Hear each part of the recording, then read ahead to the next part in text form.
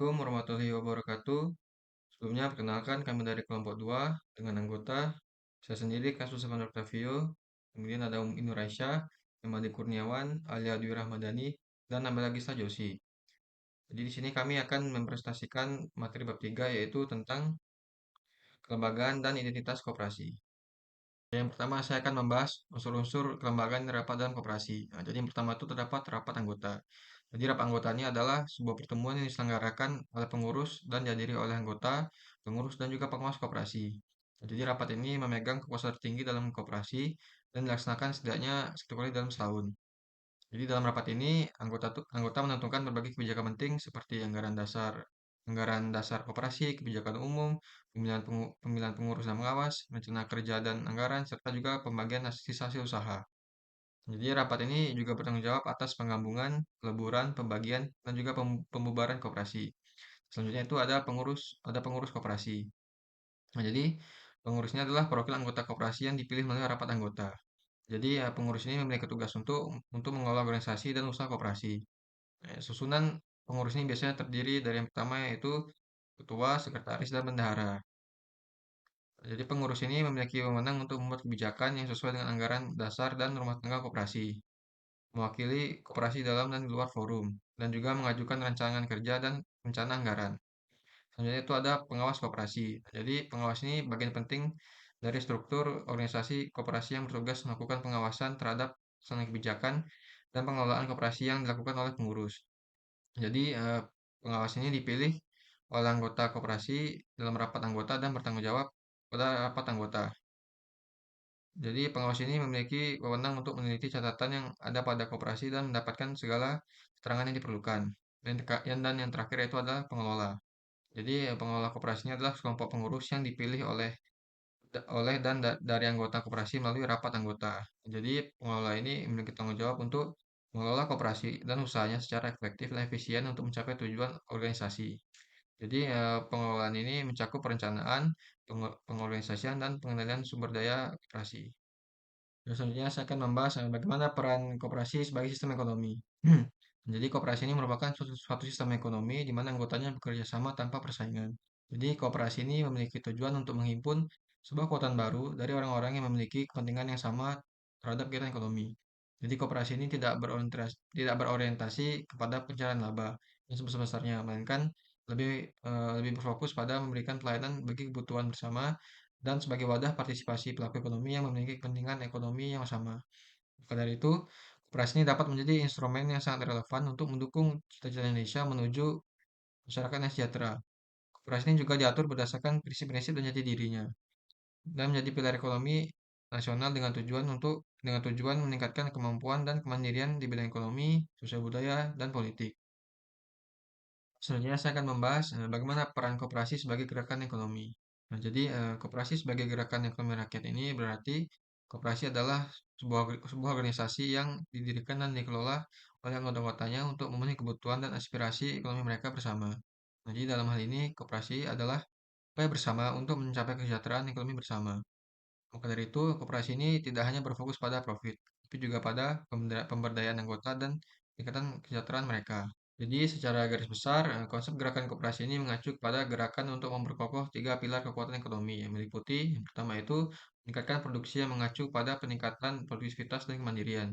Yang kedua itu membangun serikat dagang rakyat sebagai wadah UKM. Dan yang ketiga itu mendorong lembaga keuangan mikro dan membentuk LKM induk seperti holding company agar perputaran dana semakin meluas. Materi selanjutnya akan dilanjutkan oleh teman saya. Oke, selanjutnya bagaimana peran koperasi sebagai badan usaha?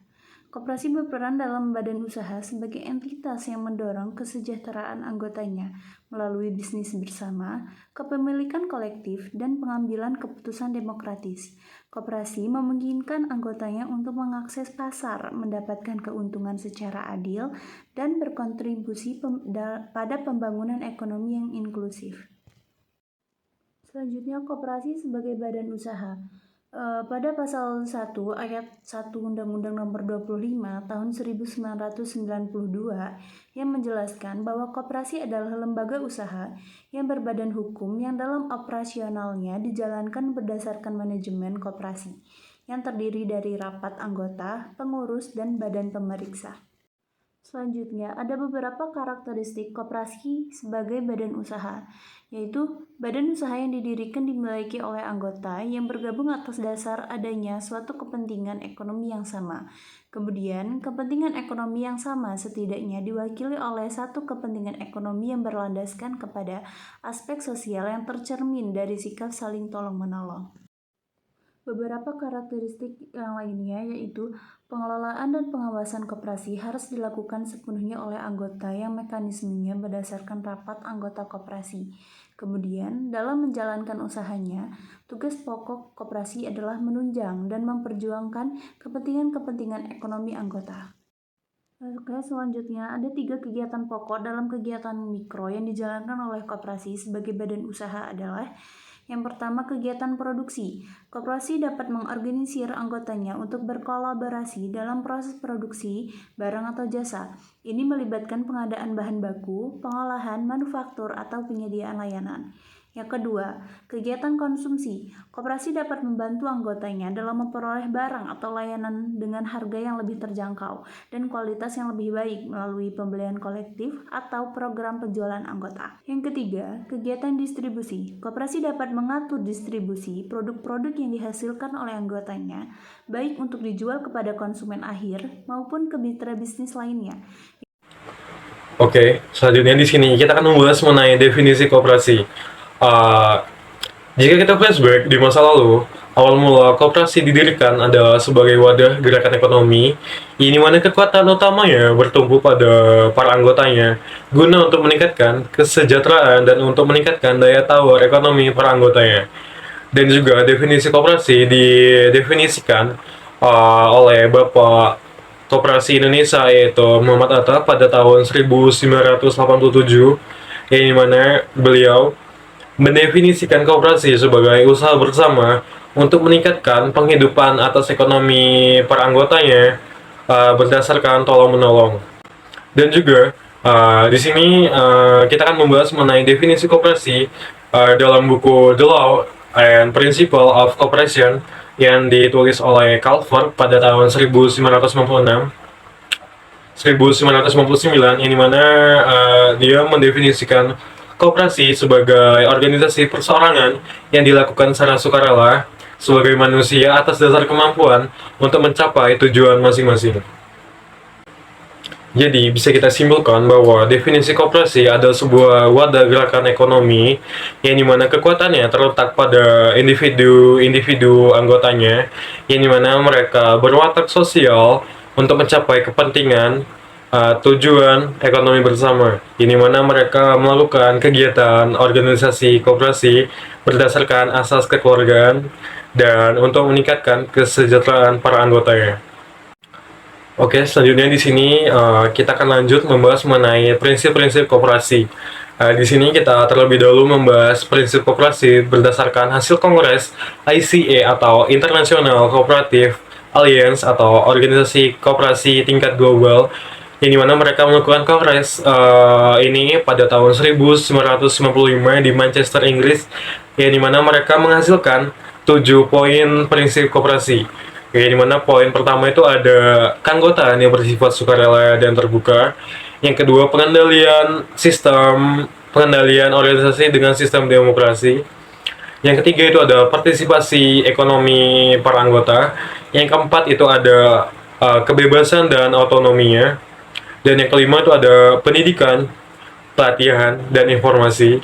Yang keenam itu ada kerjasama di antara para koperasi. Yang terakhir, yang ketujuh itu ada kepedulian sesama komunitas. Oke, setelah membahas mengenai prinsip koperasi dari ICA tadi, kita akan membahas mengenai prinsip koperasi berdasarkan Undang-Undang Nomor 25 Tahun 1992 sebagai pengganti dari Undang-Undang Nomor 12 Tahun 1967 tentang pokok-pokok perkoperasian. Di sini terdapat 7 poin prinsip, yang dimana terdapat poin-poin yang sama dari penjelasan yang tadi, prinsip ICA tadi. Di sini poin pertama itu ada keanggotaan yang bersifat sukarela dan terbuka, yang berarti tidak ada intervensi keterpaksaan dari para anggota yang lain atau dari pihak manapun. Dan yang kedua itu ada pengendalian dilakukan secara demokratis, yang dimana uh, di sini koperasi memiliki sistem demokrasi, yang berarti satu orang memiliki satu suara. Yang ketiga itu ada pembagian sisa hasil usaha atau SHO yang adil sebanding dengan jasa yang diberikan para anggota ke organisasi koperasi tersebut. Dan yang keempat ada pemberian balas jasa yang terbatas terhadap modal. Yang kelima itu ada kemandirian. Yang keenam itu ada pendidikan tentang koperasi. Dan yang terakhir, yang ketujuh, itu ada kerjasama antara koperasi. Selanjutnya mengenai ciri-ciri koperasi. Jadi koperasi ini memiliki beberapa ciri-ciri, yaitu yang pertama, para pelaku dalam koperasi umumnya adalah individu atau kelompok usaha yang memiliki kepentingan ekonomi yang sama dan bergerak pada kegiatan ekonomi yang sama. Lalu yang kedua itu motif kerjanya, yaitu terdapat di dalam koperasi seperti tolong-menolong guna meminimalkan kelemahan yang terdapat di antara anggota. Lalu yang ketiga, tujuan utama dari koperasi yaitu untuk memajukan seluruh perekonomian anggotanya. Selanjutnya ialah mengenai aliran-aliran koperasi. Nah, koperasi ini yang pertama tuh aliran yardistik. Nah, aliran ini sering dijumpai pada negara-negara pengusung ideologi kapitalis. Keberadaan koperasi dalam aliran ini itu sebenarnya tidak berperan penting untuk masyarakat. Kemudian pemerintah bersifat netral. Jadi tidak ada pembedaan antara koperasi dan swasta. Perkembangan koperasi juga bisa maju itu hanya di tangan anggota koperasi itu sendiri. Selanjutnya ialah aliran sosialis. Nah, aliran sosialis dalam koperasi menempatkan koperasi sebagai alat yang efektif untuk mencapai kesejahteraan masyarakat. Aliran ini tuh koperasi berada langsung di bawah kontrol pemerintah. Jadi pemerintah itu memiliki peran yang sangat penting. Nah, aliran sosialis menganggap bahwa masyarakat menjadi mudah untuk disatukan melalui koperasi. Dalam konteks ini, koperasi direncanakan dan dikendalikan oleh pemerintah dan dibentuk dengan tujuan merasionalkan produksi untuk menunjang perencanaan nasional. Nah, lalu yang ketiga itu ada aliran persemakmuran. Aliran ini tuh merupakan perpaduan dari dua konsep koperasi sebelumnya, yaitu koperasi barat dan sosialis. Beberapa cirinya seperti adanya dominasi campur tangan pemerintah dalam pembinaan dan pengembangannya. Campur tangan pemerintah ini sepintas seperti konsep koperasi sosialis, namun sebenarnya memiliki tujuan yang berbeda. Nah, pada koperasi sosialis ini tujuannya untuk merasionalkan faktor produksi dari kepemilikan pribadi ke kepemilikan kolektif, sedangkan pada koperasi negara berkembang tujuannya untuk meningkatkan kondisi sosial ekonomi anggotanya. Selanjutnya ialah Undang-Undang Koperasi Nomor 17 Tahun 2012 dibatalkan Mahkamah Konstitusi. Mengapa? Nah, jadi Undang-Undang Nomor 17 Tahun 2012 ini tentang perkoperasian telah dibatalkan oleh Mahkamah Konstitusi pada tanggal 28 Mei 2014. Alasannya itu dikarenakan undang-undang tersebut dianggap bertentangan dengan Undang-Undang Dasar 1945 dan tidak lagi mempunyai kekuatan hukum mengikat. Filosofi undang-undang perkoperasian ternyata tidak sesuai dengan hakikat susunan perekonomian sebagai usaha bersama dan berdasarkan asas kekeluargaan yang termuat pada pasal 33 ayat 1 Undang-Undang Dasar 1945. Nah, untuk menghindari kekosongan hukum, Mahkamah menyatakan berlaku kembali Undang-Undang Perkoperasian 1992. Selanjutnya ada landasan koperasi. Landasan koperasi ada 3. Yang pertama ada landasan ideal. Landasan ideal adalah Pancasila sebagai pandangan hidup dan ideologi bangsa Indonesia. Yang kedua ada landasan struktural. Landasan struktural yaitu UUD 1945 sebagai landasan struktural koperasi Indonesia yang berdasarkan Pancasila, dan landasan geraknya pasal 33 ayat 1 yang berbunyi perekonomian disusun sebagai usaha bersama berdasarkan atas asas kekeluargaan. Yang ketiga ada landasan operasional. Tata aturan kerja yang harus diikuti dan ditaati oleh anggota, pengurus, badan pemeriksa, manajer, dan karyawan koperasi dalam melakukan tugas masing-masing di koperasi. Selanjutnya adalah asas koperasi. Asas koperasi Indonesia berasas kekeluargaan dan gotong royong. Asas kekeluargaan berarti koperasi mengedepankan setia kawan dan kesadaran pribadi sekaligus bertujuan untuk menyejahterakan anggota pada khususnya dan masyarakat pada umumnya. Asas gotong royong merupakan semangat kerjasama dengan keikhlasan dan tanggung jawab bersama tanpa memikirkan diri sendiri tapi untuk kesejahteraan bersama. Selanjutnya adalah fungsi dan peran koperasi. Ada 4. Yang pertama adalah membangun dan mengembangkan potensi dan kemampuan ekonomi anggota dan masyarakat. Yang kedua, berperan aktif dalam upaya meningkatkan kualitas kehidupan masyarakat. Yang ketiga, memperkokoh perekonomian rakyat sebagai dasar kekuatan perekonomian nasional. Yang keempat, berusaha mewujudkan dan mengembangkan perekonomian nasional. Selanjutnya ada tujuan koperasi. Menurut Undang-Undang Nomor 25 Tahun 1992, tujuan koperasi termuat dalam pasal 3 yaitu sebagai berikut. Yang pertama, menyejahterakan anggotanya khususnya dan masyarakat pada umumnya. Yang kedua, membangun tatanan ekonomi nasional. Yang ketiga, mewujudkan masyarakat yang maju dan adil. Selanjutnya ada penggolongan koperasi, ada 2, yaitu berdasarkan jenis usaha dan berdasarkan keanggotaannya. Yang berdasarkan jenis usahanya ada koperasi produksi, koperasi konsumsi, koperasi simpan pinjam, dan koperasi serba usaha. Berdasarkan keanggotaannya ada 2, yaitu koperasi primer dan koperasi sekunder. Penggolongan koperasi selanjutnya ada berdasarkan fungsinya. Ada 3, yaitu yang pertama koperasi konsumsi, koperasi jasa, dan koperasi produksi.